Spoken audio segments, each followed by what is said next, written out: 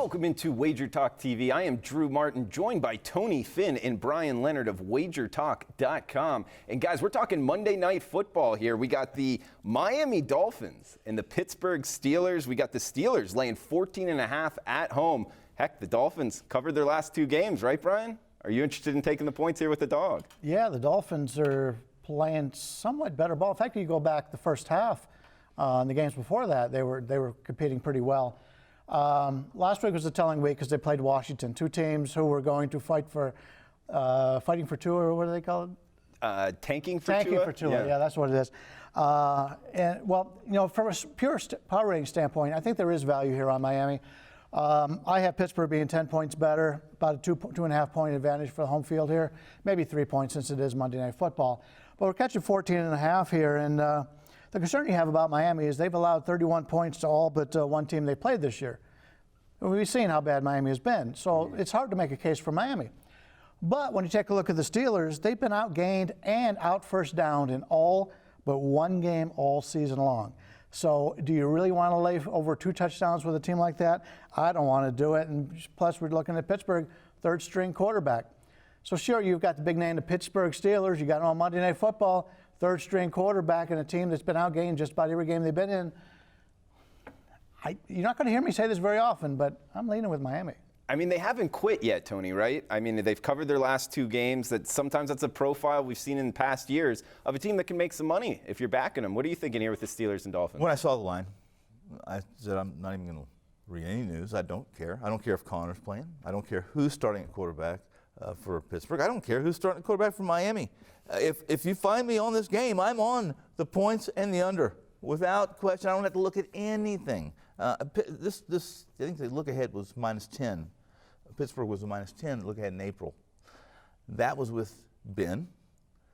And now they have the third-string quarterback, and I saw as high as -17. Listen, the value, as Mr. Brian said, comes with the Dolphins here. It really, you can't possibly. I took Pittsburgh last week, +7 in San Diego. That matchup favored taking the points there. I can't see anything different here. I think you take the points. Pittsburgh played in San Diego last week? Well, okay, Los Angeles. Still San Diego. Still the LA Raiders. I didn't make that mistake many times. Done it all season long. I will do it again next week. And Brian, I just got a follow-up question for you. It sounded like you said there was a little bit of a cushion here where the books were given, you know, your power rating was what, at 10 and it's 14.5. What's the widest you've seen in your sports betting career in terms of them kind of giving that cushion here towards the underdog? They give the cushion all the time to the teams that really start the season bad. In fact, I did a podcast last week. We talked about college football and the NFL, especially in college football. Right now, if you know, as good as the top 5 teams are, you're paying a premium to be able to back those teams.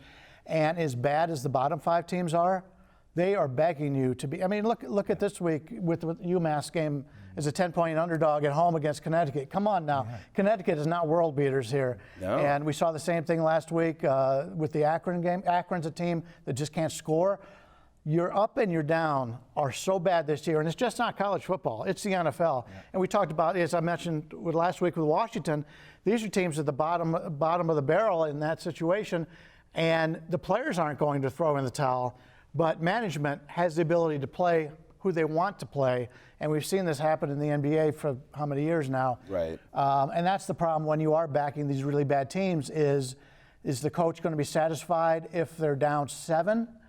Are they going to screw it up where they can't win the game, which is fine when you're catching 14.5, but if you're catching a smaller number, that's a concern you have to have.